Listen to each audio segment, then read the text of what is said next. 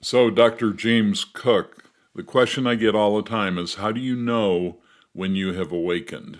I want to start with that. That's a great question.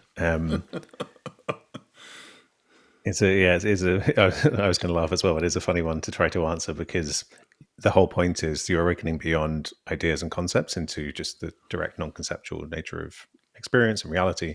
Um, so when it does happen, I guess a good tell would be that you kind of laugh at the idea of even having a concept like awakening. Like all of that just seems like maps that are not the territory. But to give a more concrete answer, I think the the nature of mind identification before awakening really is a mindset of doubt where you're you're kind of thinking, well, is it this or is it that? About everything is just kind of Right. comparison, distinction, like unsure, assessing, and when that falls away and the certainty of being is just like bam, like there's just no doubting it. So that confidence, I think, it's almost like if you're if someone's anxious about whether or not it's happened, then maybe it hasn't happened. Like if you know it when you know it, I guess. Mm-hmm. Good. That's a great answer. Mm-hmm. That's the answer that I give. So today, we've already answered the first question: how do I know when I have awakened? And this is an interview with Dr. James Cooke. And, oops, I don't know what that is, but what happened to It's everybody? frozen There we my end. are. Sorry. So here's Dr. Cook's bio. He's the director of Inner Space Institute. James was trained as a neuroscientist after an awakening as a teenager that showed him the reality of spiritual states of consciousness. He holds 3 degrees from Oxford University, a PhD and a master's in neuroscience, which I find fascinating, and a BA Mm-hmm. in experimental psychology. So, welcome to Mastering Thought, and it's really a pleasure to have you here today. I don't know what I'm doing. I'm just pressing random buttons here. I apologize. No, You're it's fine. playing hide and It's great to seek. be here. Yeah. No, I love that. Here No, it's great I to be here. Thanks for having me. am. so, so you answered the first question, and my second question is, can you tell us a little bit about your experience when you were 15 and when you had your awakening? Yeah. I think it might have been 13. Yeah, it was definitely early Was it? teens. But but yeah, so I was on a bus, and it was just ordinary day, and I was well.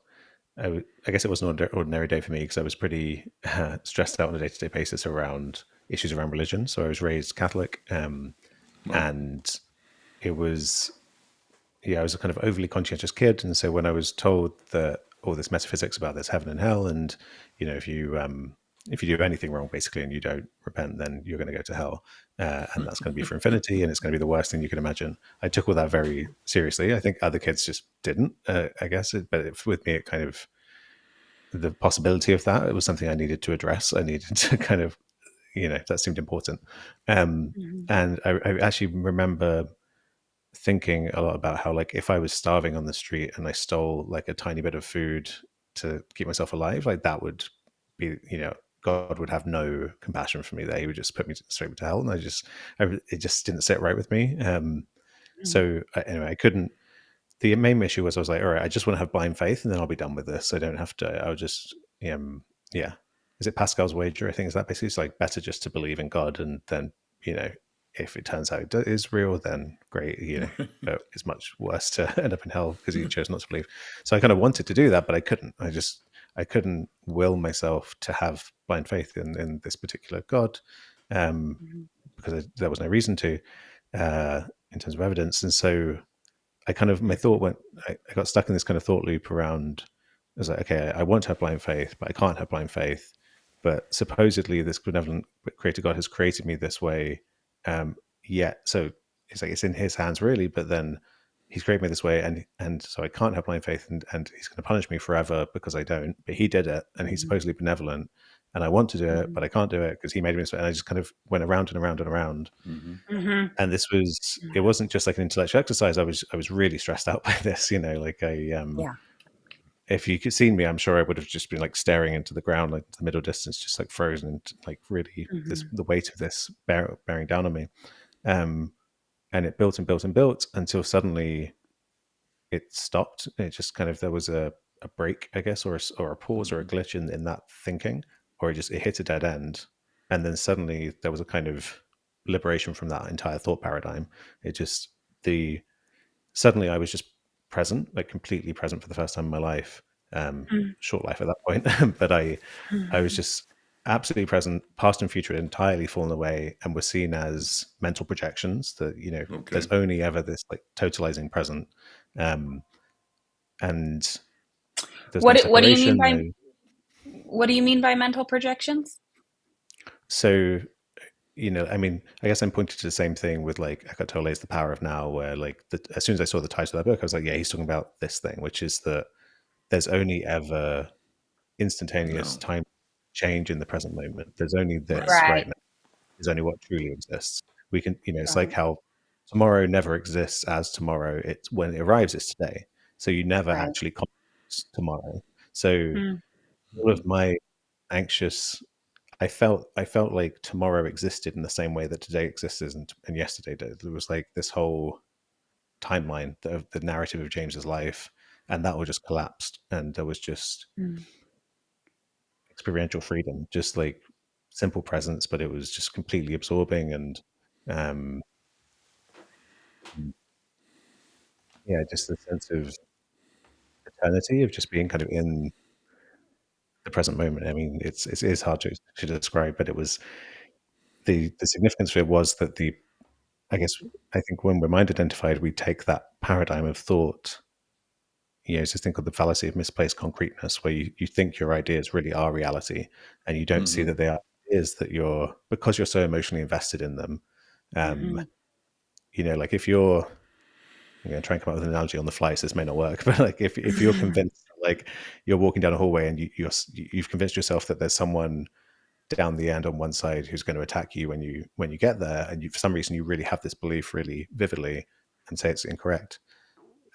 But as you're approaching, you're bracing yourself, you're turning away, you're trying to find a way to hide.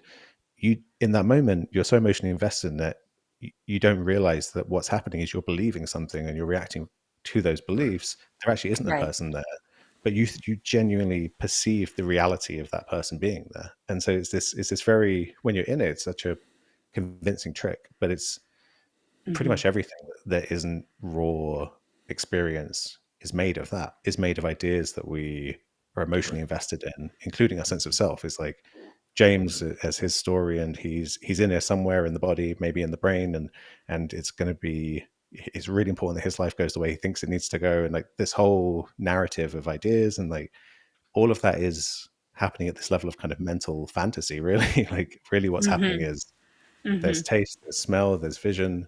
There are internal thoughts that appear like sounds and images. That's really the kind of palette of experience. That's always what's happening. And yet from that is conjured this whole complex world of self and other and conflict and hopes and dreams and meaning and like all that we Mm-hmm. typically live in. And it turns out if you just stop doing that for a split second, it evaporates and you're like, oh, you just collapse into what is always here, which is just effortless being. Um, Mm-hmm. Yeah. yeah, I think the fact that I was like 13 and very heady, and I was not, it kind of shows you the way that what we're talking about here, like being is not, it doesn't require you to do anything to make it Right. the case. It's already there. It's already the case. Like this is not Mm-hmm. something like Right. that James achieved because of some skill or some like because I had the right traits. It's precisely because I had the opposite traits really that I collapsed back into what's always not James, I guess, or like the absence of those that paradigm of ideas.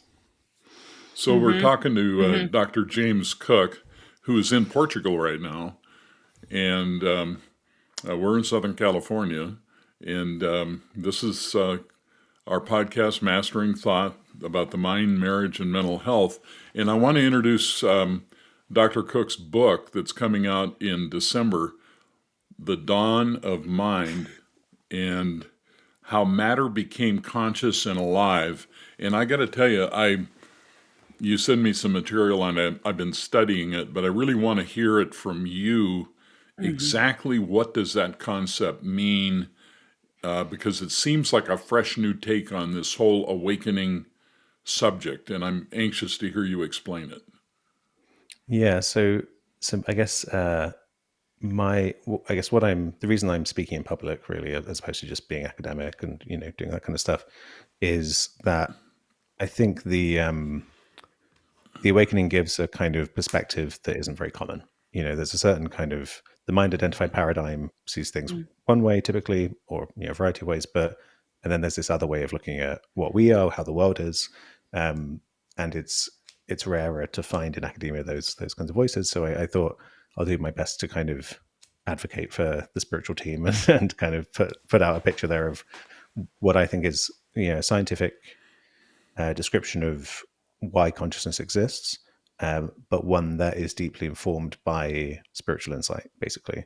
So the core kind of so it kind of has like a, if you're interested in awakening, or if you're interested in questions about reality and consciousness and who we are, from a more philosophical scientific perspective, they feed back. So they're kind of, if you're for people interested in awakening, you probably don't need it, because it's like it's a map that's it could be intellectually stimulating and interesting, and it could offer you reassurance about kind of surrendering into reality, that there's some the way I think about it is there's nothing weird going on. There's no kind of like, I think it really fits with science. It's very naturalistic, like awakening.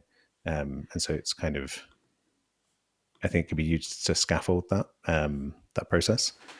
Anyway, so the core kind of argument I'm making is that the way the mind evolved, and our kind of intuitive notions about what we are and how the world is, they actually distort how reality appears to us. So we feel like we're a self, like I mentioned before, like a solid thing that exists inside the body, maybe in the brain.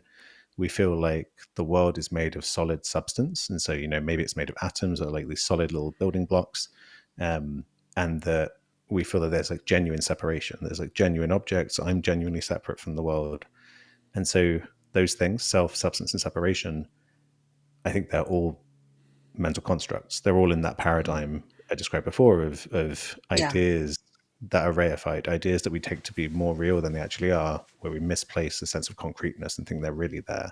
So this organism, this body, generates some little icon of James, like that simplifies, Right. like, so in this conversation, we have these like three different icons. We can, you'd say James, and we know that's a shorthand to refer to this organism. This one can respond, but this one isn't actually a solid thing. It's a process that is constantly exchanging energy with the rest of the world. So you look into it, you see there is no solid thing that exists over time that is James. And so in a similar way, that there's no separation between, there's no true separation. That's also something we perceive. And then also that our experience of substance is also something psychological, that like when you look into, we've seen this a lot of last several decades in terms of people trying to marry quantum mechanics, subatomic physics with spirituality, because there is this, there is some kind of marriage there around, if the bottom of, if physics had just found, oh no, it's simple building blocks, they're locally real, they're just there, and you stack them up and they make chemicals, and that's the end of the story of physics, then maybe the people with the kind of spiritual insight side of things would have to say, okay, maybe we've been studying our minds all along, and this actually doesn't say anything about reality. But actually, that isn't what they found. They found stuff that's points to our deep embeddedness, our deep relationality, the kind of the lack of reality being solid and stable and substantial in any kind of local area. So I point to what's often called a kind of process relational metaphysics, which is to say, kind of philosopher's way of saying reality is a flow of events, occasions, like insubstantial occurrences, rather than solid material things. So I think you need all that in place to then look at where consciousness comes into existence. And I think I make the argument that it's with life. So I say that we've gone wrong in thinking that we have this culture that's really about human exceptionalism, right? Humans are the epitome of everything. We're the best, and it must be our big human brains that brought consciousness to existence, or maybe if we're being generous, maybe it's nervous systems and animals, but it's something to do with how great we are and how amazing our brains are. Like that's the vibe really in science. And I'm saying I think that's just a misplaced assumption that came along with it kind of emerged with thinkers like Descartes. And I think the kinds of views we see more in like indigenous societies around animism, where there's a sense that we are kin with all other living things. I think that's Mm-hmm. fundamentally true, and that it's Mm-hmm. our livingness, it's our embodied being that allows us to know the world around us, Mm-hmm. to know ourselves. And so Mm-hmm. I give a kind of rigorous scientific explanation as to why that should be the case. Um, in spiritual circles, there's a lot of, I think there can be anxiety around the idea that consciousness emerged. Like a lot of people want to think it's just there. Right. It's like the cosmic consciousness that's. But in my view, it's still the universe that comes to wake up through us, to comes to be aware. Mm-hmm. But it almost becomes a technical thing where it's like we are the eyes that the universe sees through, um, rather than the other view would be like everything's made of consciousness, rocks are made of consciousness, or maybe they are conscious. And like I just think that doesn't really fit. I do think there's something going on with living things like us, and the relation, and in us the brain is an important part of the life process, but it's like we have to see the brain as a servant of the living body, of being a living embodied thing, and consciousness existing through that loop of engaging with with the rest of reality, um, rather than seeing it as separate, disembodied, like a computer. So yeah, this also Mm-hmm. takes into interesting things like I don't think AI will ever be conscious, because that's in that kind of paradigm of it Right. being like an abstracted computer, stuff like that. Yeah. Mm-hmm. So I've got some technical questions I want to ask you, but Christina, why don't you jump in here? Or I can go to my next question. I always I do mean, I that to was her. I was thinking about like very. Oh, Christina just Can locked you up. hear me? You're coming back. You Oh, You're back came there. back. okay. I'm here again. Hide and seek, you found me. Um, I was curious to see if you had any inkling of maybe what it is about the human body that um, I don't know. You were saying that when you're going to these places, listening to that. How would I put it? I guess ultimately, why do you think this topic touches on spiritualism? What do you think it is in the human body that somehow intertwines those Right. two for us? Yeah. Yeah, that's a great question. So the being a kind of a living thing is, I mentioned that it's like the universe kind of wakes up through life. It Yeah. in our mind we demarcate. So to be a living thing is to be organized over time, really, is to kind of keep oneself going, to try and avoid death. That's the kind of defining thing of Hmm. life. Hmm. Yet we never fully succeed in separating from the universe, because if we did, we wouldn't be able to survive. Actually, we would have no energy, no Right. uh, input and output. And so we're this interesting, we're like a kind of a vortex in reality, that imagines it keeps imagining itself to be truly separate, to kind of get a bit separate, but it never actually succeeds. So it's that kind of that dance. I guess it's kind of like a dance between order and chaos, where it's like, chaos would be to completely dissolve into everything and not Yeah. differentiate yourself, and order would be Hmm. to differentiate so much that actually become fragile, and it doesn't work either. So I feel Hmm. like the dance between the rational mind and the usual state of mind identification, and awakening into non-separation, is to feel into, I guess it's like we've over our current culture is too has gone too high on the order control side, and I'm advocating that as living things it makes sense for us to soften back into the connected, the Hmm. spiritual side of things, which is to see the oneness, the interdependence.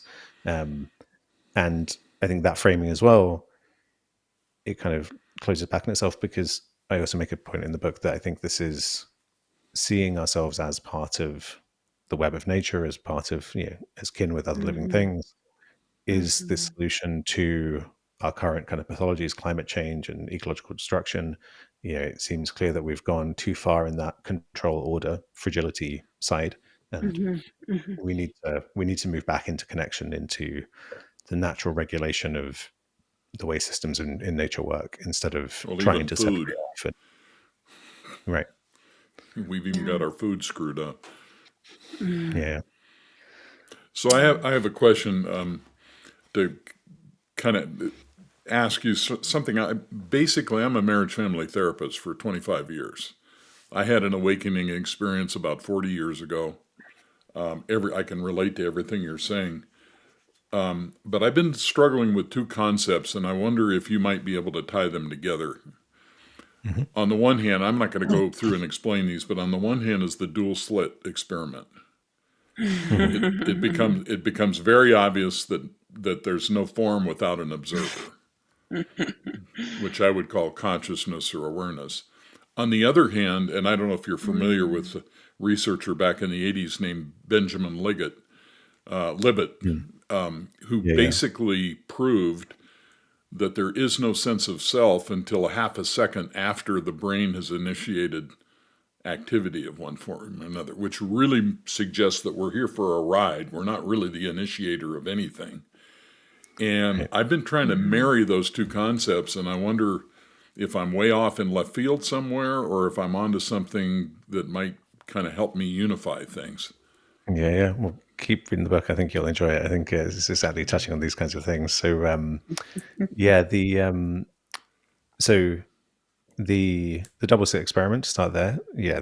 So this is, the idea, you shoot particles at a screen, and you get this wave interference pattern, like where waves add up and then they cancel out. And so particles are like waves, and then you put these two slits there with detectors, and then suddenly they collapse into to these straight lines, as if they're particles being shot through these slits. So the presence of that interaction, that detection there, changes what's happening in that process, and it's kind of spooky because it doesn't just change it in the one slit where you put the detector; it also changes it on the other one. Um, so there has been the kind of consciousness is fundamental interpretation of this, where it's like reality is basically woven by consciousness. You need a conscious human or a conscious system to observe what's going on in order to make it go from, you could say, go from potential to actuality. Right. Now, the interpretation that I think is closest is something that's called the relational view of quantum mechanics, and the most recent articulation of this is by Carlo Rovelli in a book called Helgoland, which is really good. And it's basically the and he links it in the book as well to Buddhist philosophy and the concept of emptiness and interdependence. So the idea is that I was gesturing to this before when I said that reality isn't made of separate solid substance. And so what I think reality is made of is it's a single web of interactions of the whole relating to itself. And so I mentioned these kind of empty occurrences, or I didn't say they were empty, but yeah, it's like a web of occurrences, of events happening.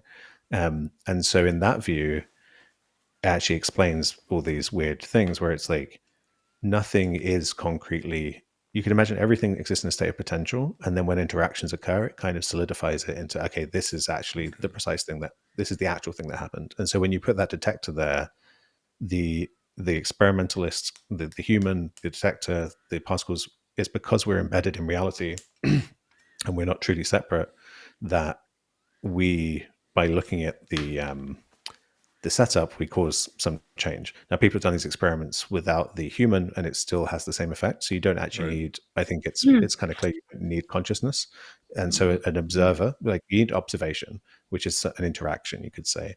So a detector could be an observation, but in the same way, like I think the presence of the moon and its effect on the tides, and like all of these things in reality, there's a reason that I don't think it's the case that the moon isn't there when you're not looking at it. Like that's the kind of the consciousness Okay. only, that can be a kind of consciousness only view, Right. but rather everything is acting as an observer in the sense that everything is interacting with everything else. So there's this entanglement kind of weaves reality Okay. together into this Okay. fabric of reality. So yeah, in my view, I think the way this links back to awakening as well is that the mind really likes solidified views of like some ground. So I mentioned before, like solid substance, like if reality is made of little building blocks, I think a lot of people find that reassuring. And if you have a spiritual experience that makes you see that's an event in the mind that can be dissolved and actually reality is kind of groundless, I think it can be very, the mind can go to, or okay, I know consciousness exists. That's like definitely here. So maybe that's my new ground. I think that can be quite reassuring. But in a lot of maps, Mm. you can go beyond that into deconstructing that, and you're like, there's truly groundlessness, truly emptiness, truly Right. void, or but it's a potent void. It's not like some nihilistic, awful like kind of void. It's yeah, it's just this kind of the empty expressiveness of being. But that I think that is, I think everything becomes a lot clearer if one opens oneself to the possibility of profound groundlessness. But to the mind, that doesn't Mhm. really. You might say like, well, what is that? How can I put I mentioned the doubting mind at the start, right? With awakening, it's like, what is groundlessness? How can I put that in some positive way that gives me some sense of it being solid on the ground? And the whole point is you can't. So Right. this is why I think Mhm. awakening and philosophy and science kind of go together. You have to work. We are the lens that we view reality through. So we have to kind of clean ourselves as the lens. Clean our own lens so that we can become comfortable with the way reality is, which I think is Uh-huh. it's empty and groundless and Mhm. yeah. So That's so interesting. Oh, go one ahead, more Mark. question while we're on this topic. One more question. So, and then it's all yours, Christina. I better write down So what I'm going to say. I've Sorry. been a marriage counselor for 30 years. What purpose does that serve given the foundation of what we're laying out here? Do you mean like individual human endeavor in the grand scheme of things? Well, yeah, you can put it that way. I mean, why have a better relationship? Why have a happier Right. life? Why have a Cadillac? Why do anything? Yeah. So so this loops back to the first thing we spoke about, which is the mind identified state. You have your ideas about what's important, who you are, what's going on, and Right, you're very emotionally invested in them. And that's where suffering comes in, because you really right, feel you need them to be a certain way, and there's often some internal conflict. Well, actually, there's always internal conflict because typically things aren't the way you want them. So there's some like I need to change this um, to make it the way I want it. So there's all this struggle going on, and then with awakening, you can basically, the attachments can fall away, and you get, and then you see the ideas as ideas, and you're like, oh, actually, being is entirely radically free of meaning, purpose, hopes, struggle. Like all of that actually isn't here in the raw appearance. Just the smell of a lemon or something doesn't have any of that struggle in it. It's so radically free and simple, and but the mind can't like do anything with that, and it can kind of freak out about like the lack of meaning and things like that. So, but if you Mhm. so if you really settle into that though, and you experience that freedom, some people can then fixate in the absolute, in the sense that like oh, they could be like, yeah, there is no meaning, like just right, forget it, like who cares what happens, like and yeah, that can be, that's a kind of a pendulum swinging in the opposite direction. And okay, so I think a mature practitioner, so in Zen there's a lot of stuff about this, like before enlightenment chop would carry water, after enlightenment chop would carry water, and there's another right, thing about beginning of the path, mountains and mountains, rivers are rivers, and at the end of the path, and in the middle, they're not, and then at the end of the path, mountains and mountains, rivers are rivers. So it's like you you come back to engage with reality, and you can see that your interpretations of what's going on are interpretations, but you can still enjoy the narratives and the games without taking them so seriously. So it creates an okay, incredible lightness. all right, So I would Mhm. say that lightness is the key difference. It basically has exactly the same meaning it always had, but there isn't the kind of, typically the sense of self is carrying a lot of woundedness and a lot of struggle and right, pain and stuff that it doesn't want to face, and a lot of internal conflict. And mm-hmm. so you can be like, okay, well, I'm going to be really successful in my career, and then what you're not telling yourself is that's actually so that I don't have to feel the inadequacy of this XYZ that happened when I was a kid and my parents did this and that. Um, but you just have some fixed narrative. You go through all that, you empty all that out, and then you're left with, okay, I want to be good at my career. Why? Like maybe to help people, because like the first Okay, fabrication as a living thing, well, by fabrication I mean like idea, interpretation, mental construct. is that suffering is bad. Like that's the most baseline thing that we can all agree on is like it doesn't feel good to suffer. That's kind of by definition what it is. So I think that's why in Buddhism there's often this focus on like out of emptiness arises compassion. It's like the first moment you start to re-engage with reality, what am I going to do here? Well, like suffering kind of sucks. I should probably help people to suffer less. Like if I'm going to do anything, that's probably the balanced thing to do. So yeah, I think relieving suffering is the wise motivation, really, if you're really wide awake and looking at everything clearly. Yeah. Excellent. That happened to me yesterday. Yeah. What you're talking about, I felt all these struggles sort of start to bubble up and kind of ruin my last couple days. It took a lot of muscle and like reminding myself that I don't have to believe that I feel these ways. I don't have to do this to the organism part of myself, like put all that stress on it or things like that. And it was, there was a moment, I was talking with someone about like a Buddhist meditation, and they were saying that you picture a sky with clouds moving through, or maybe at first the sky is clear, and then all of a sudden weather starts coming through, and it's not like great. But a lot of people think they're the weather when they're really the sky. Right. And something about that really helped me put it things into place. It was like the things that were bothering, like just fell into question suddenly. And like I'm pretty visual when these things happen. It was like a matrix opened up to me. There was like this boundless empty space, but it was nice that it was so empty. It was nice that it wasn't Yeah. so filled with all of the junk that Christina thought it had to. And Yeah. and like I had another visual where almost like a representation of my soul and my body together was a light, and then like a cutout of a body, and it was like they were peeled apart in this, and I kind of took that to mean like these are distinct though they're together. And Mm. it became a lot easier to realize it's not so much the things in my life that I wasn't liking, it was my response to them. And I have no commitment to them anymore because that's just like an idea. It's not Right. really me. So Yeah. it's neat to hear you I think talk that, about it. yeah, the sky example is exactly what I'm talking about. Is I mean, Right. everything you said there. The and with the kind of non-dual, as in like non-separation, uh, Mm-hmm. taking this stuff. Yeah, a big insight is that it's that comes with this is that it's always been that way. Like there always has been. Mm-hmm. No matter how cloud it was, the sky was always there. Like you Right. realize you thought you were so fixated on the clouds, and so in the story of how upsetting it Yeah. was that you didn't realize there was always this vast spaciousness and everything was always happening Mm-hmm. within Mm-hmm. Yeah.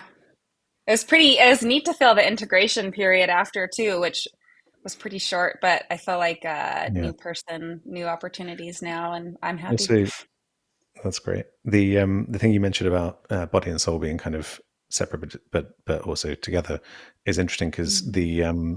the core of the argument I'm making about why I think life and consciousness go together, it's a bit technical, but it's basically saying that physical organization, being orderly, uh, that in if you look at the what that is, like that physical description of being an orderly living thing, if you look at it through the lens of information, that's the same thing as basically trying, like, you can't do that. You can't keep yourself together without trying to know the world around you and know yourself in it.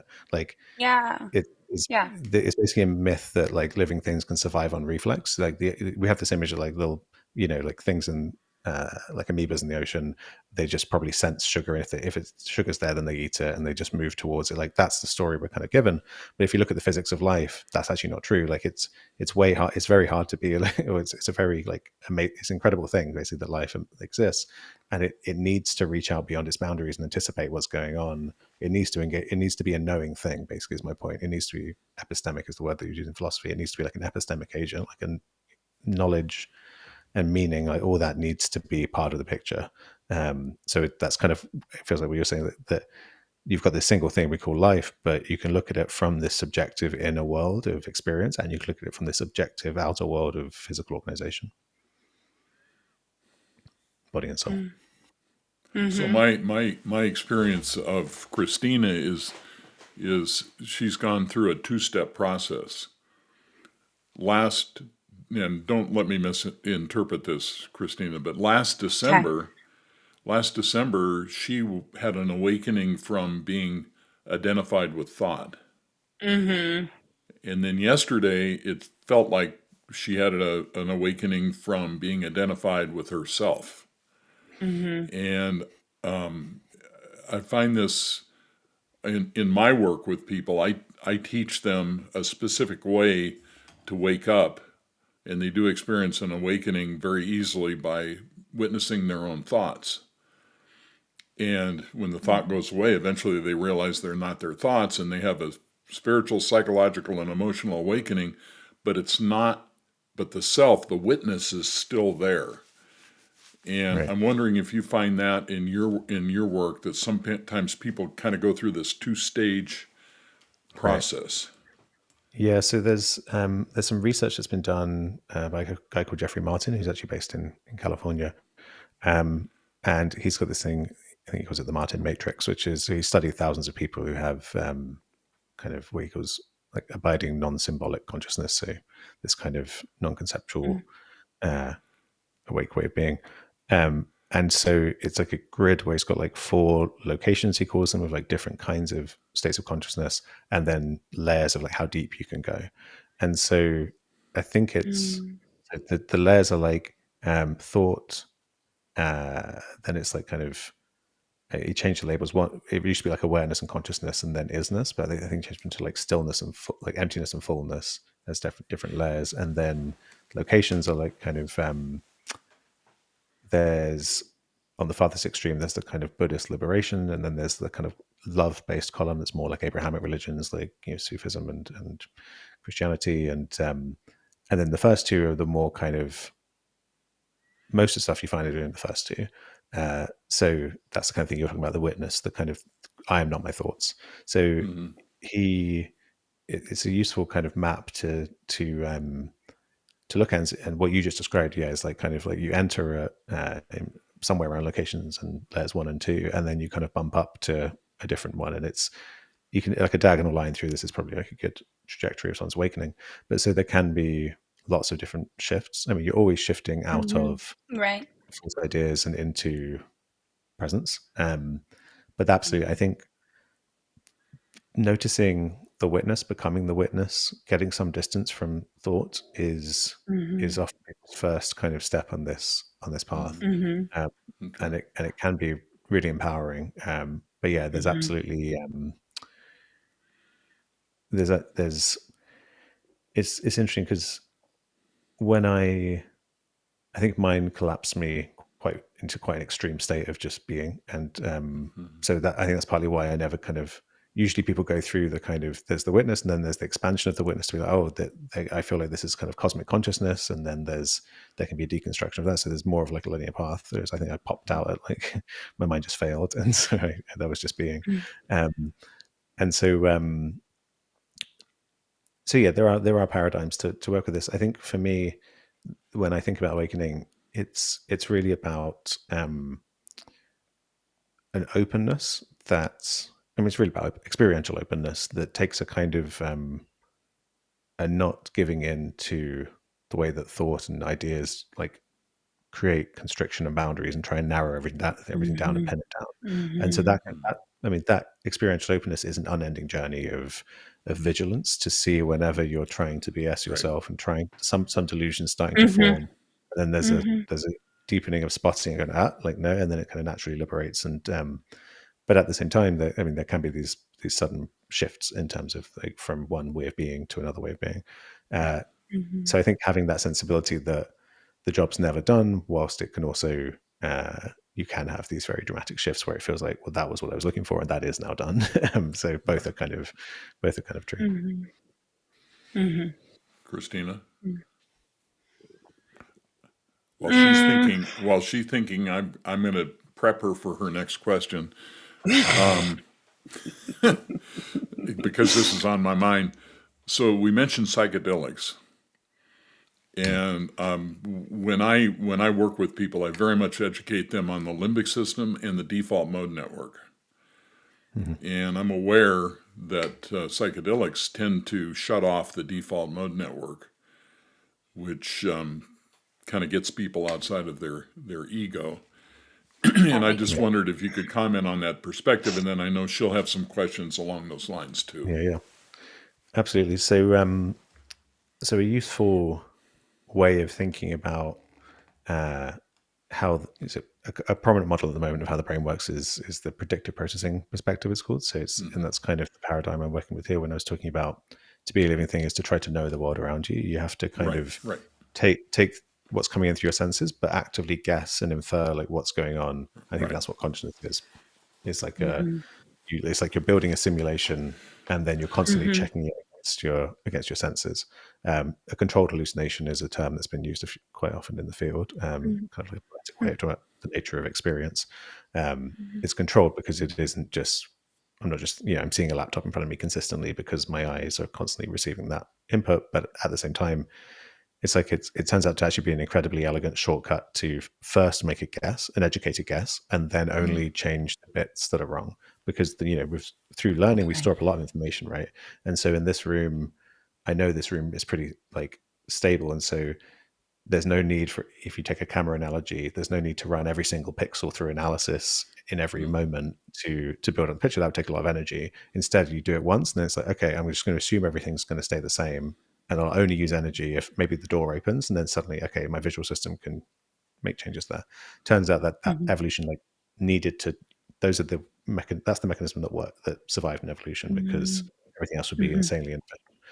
So in that view of how the brain works, which I think is largely accurate, the default mode network sits at the top of a hierarchy where so you don't just make one guess, you make a kind of, it's like a nested stack of hierarchical of guesses. So you've got this very abstract big picture guess, which is like James is here, laptop is there, I'm in a room, like very zoomed out big picture.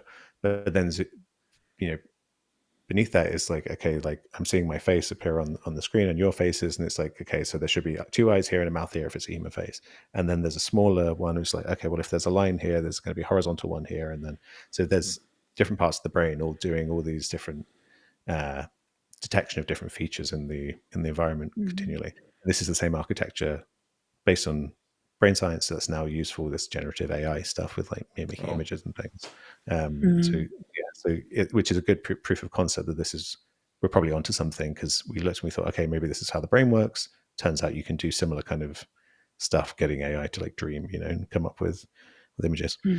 So at the top of that hierarchy is the most general stuff I mentioned. So the idea, I'm here, you're there, all those abstractions, and that's the default mode network. And so that's the network that's doing all the, as I said, the most, is taking our basic palette of the five senses plus thought, and is weaving them into this very abstract narrative of who James is, what are his plans, and very broad, brushstrokes. So that's kind of, this is kind of getting back to what I said with the awakening, where it's like that isn't real in the experientially, all that stuff isn't real in the way that the sensations of my feet on the floor is real. Like if you really, when you start engaging with awakening, a good motivation is to want to come out of delusion or like BSing yourself or struggling with yourself. And so if you do that, you tune into sensation, maybe it's the breath during meditation, and you just keep tuning into that and letting go of whatever, or interrogating ideas and seeing what's not grounded in what's real. And that's, I think what gets quite radical is that basically everything goes until you get down to the five senses. It turns out even your sense of self is this abstraction.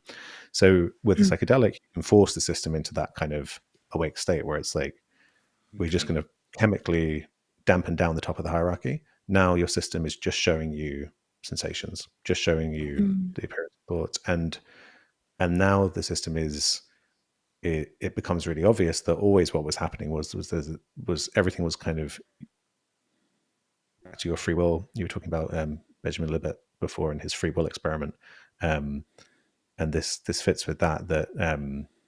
Yeah, you see that always there was just this bubbling up of information coming into the brain, and then the brain making these guesses, and there wasn't any self who was actually making it all happen. There was no free will. and that can give you a real sense that it's safe to surrender into the flow of reality, that Right. you're actually not on the steering wheel as you think you are. I Um, like that. yeah. Go ahead, Christina. I really should have written it down. Um,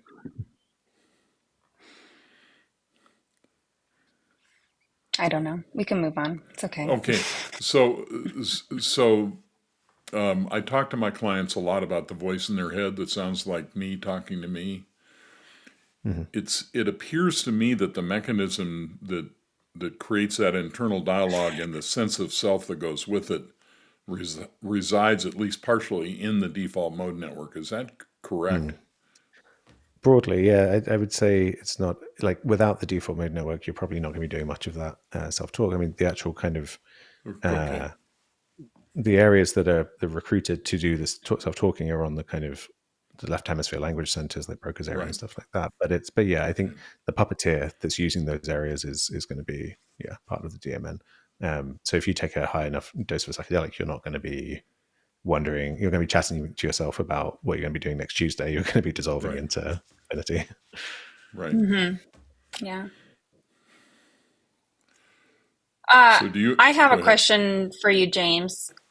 Mhm. So, for me and in my work, I guess like that um, inner guide that my guess is Mm. who I really am, seems like it wants to be a friend, like it wants to befriend the organism in me. Mhm. And I don't know if you have had that kind of sensation or feeling at all. Yeah, so I think the idea of the kind of inner healer or that intuitive movement towards wholeness, towards regulation, scientifically, the way I think about it is in terms of what's called homeostasis, which is another way of talking about. I Hmm. mentioned the kind of drive of life to keep itself together and keep itself orderly. Right. Um, if you look at the fact that we heal, like you can, if you unless you do it big enough, if you amputate my arm or something, I might die. But if you do a cut, like my body will heal up, right? And Hmm. that's really, it seems kind of miraculous that you can yeah, all kinds of injuries, like the body can just adjust Hmm. and heal itself. And we do that. We're doing that all the time. Even when you take a sweater off when it's too hot, without really thinking about it, that's your brain kind of effortlessly tuning your temperature to make sure it's in a viable range. Hmm. Um, Hmm. and so, from that scientific perspective, it totally makes sense that um, that you should be able to kind of, as you open up, which I think is what often you're doing in spirituality, opening up to connection, and with Hmm. psychedelics, that by tuning into the lower levels of the hierarchy that are inherently to do with sensory input, you are connecting with the world. You can no longer really be stuck in your hall of mirrors of thought. You Right. need to be connecting with the world, and it also chemically Hmm. opens up the plasticity in those networks to allow rebalancing. So you naturally are moving into this homeostatic balancing, and then your perception is like there are movements here towards wholeness and harmony that I'm not choosing. Like I'm not like Hmm. me, James, the rational mind that's like, Right. what do I want to do tomorrow? Right. I'm Right. observing, oh, like clearly we need to move over here now. Clearly this is happening. I even had this on the drive back home today. Um, a muscle in my back like moved in a way, there was like a tension around my shoulder blade that had been there for a while, and suddenly the tension disappeared, and this like tendon in my lower back got really tight, and I just kind of surrendered and was like, oh, okay. Like it was almost as if it's a little creature that's like, no, I'm going to move over here now, I'm Hmm. going to wriggle out this Hmm. tension. Yep. And the way I had to just like really just completely surrender to it, and it felt like it, as I say, moving autonomously. But that's that Hmm. homeostatic thing, like this intelligence throughout the entire body. um, that kind of what it is to be a living thing is that homeostatic Hmm. intelligence. um, Hmm.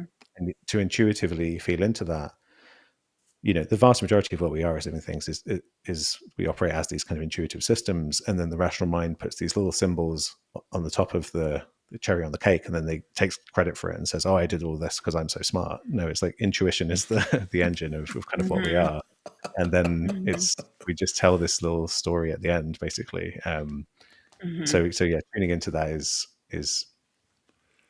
the way to go, and it totally fits with science, I think. So, is it okay to ask a personal question about that? Yeah, yeah. Do you have any sensations in your body that you would attach um, to to that? I guess, how would I put that?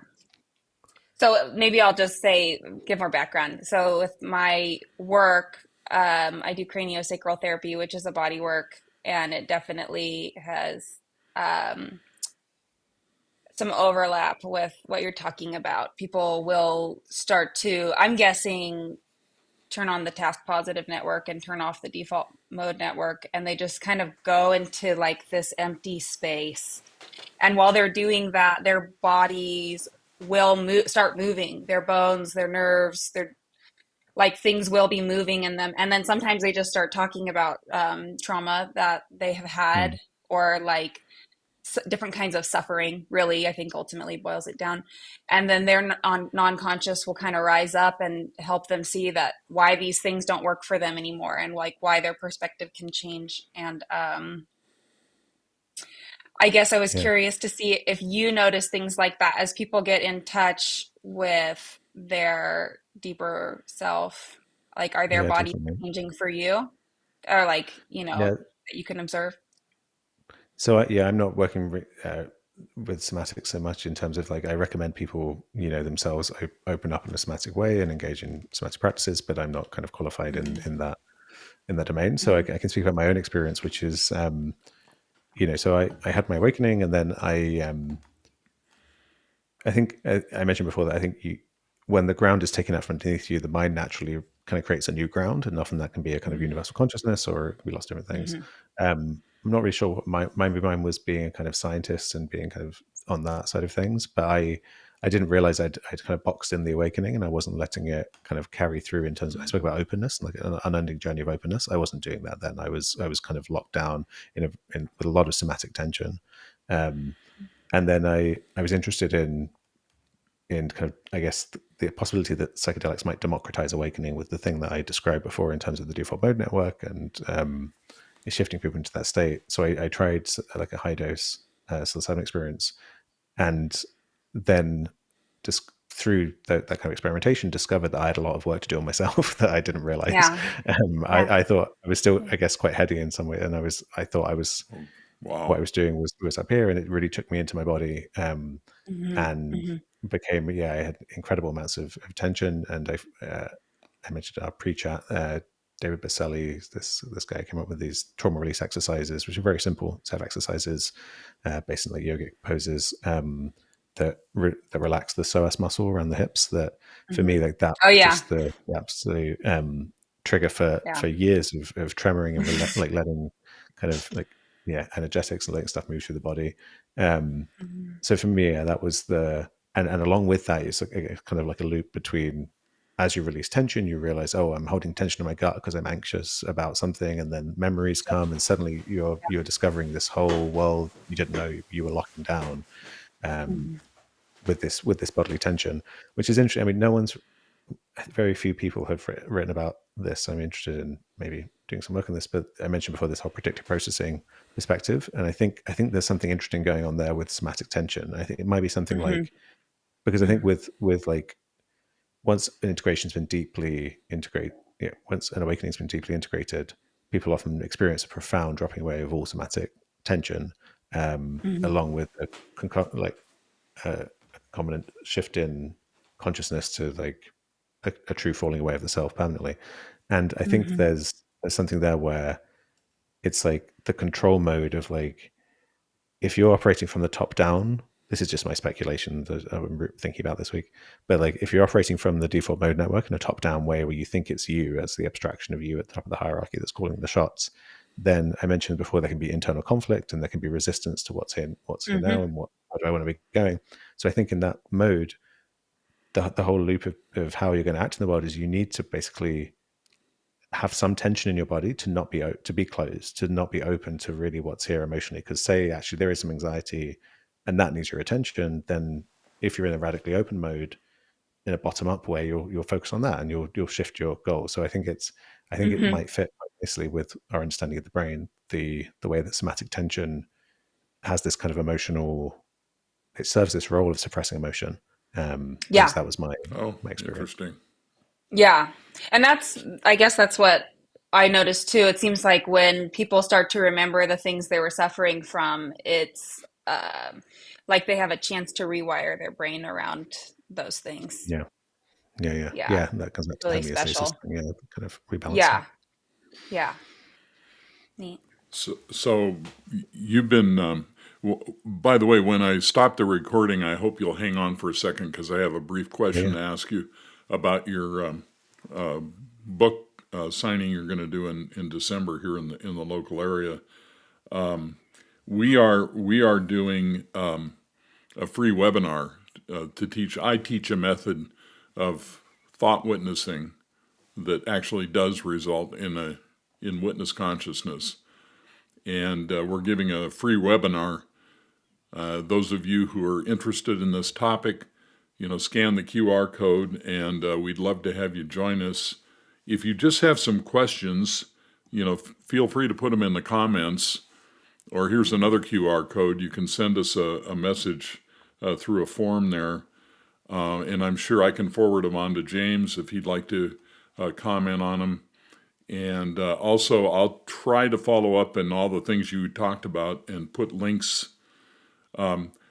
Just one more thing I want to ask you. If you could talk about your institute and hmm how to Mm-hmm. participate in that, we'll put that in the comment in the description so people can follow up on that.